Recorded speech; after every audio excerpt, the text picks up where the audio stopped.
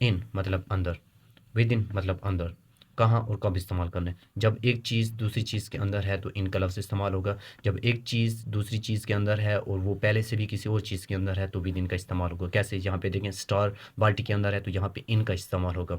यहाँ पे देखें फुल स्टॉप स्टार के ऊपर है जबकि स्टार जो है बाल्टी के अंदर है तो फिर विद इन का इस्तेमाल हो रहा है। इसके अलावा दूसरे सेंस में कहाँ पे इस्तेमाल होता है, इन का मतलब होता है तक, विद इन का मतलब होता है में। वो कैसे, जैसे कि अगर आपने कहना है कि मेरे पेरेंट्स एक हफ्ते तक आ जाएंगे तो यहाँ पे लफ्ज़ इस्तेमाल होगा इन का। देखें my parents return in week, कि वो एक हफ्ते तक मतलब कि एक हफ्ते के बाद आएंगे। जबकि विद इन का मतलब कि उसके दरमियान में, उसके अंदर अंदर। वो कैसे, जैसे कि my parents return within week, कि वो एक हफ्ते के अंदर अंदर आ जाएंगे।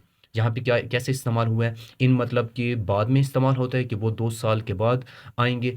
जबकि विद इन जैसे कि वो 2 साल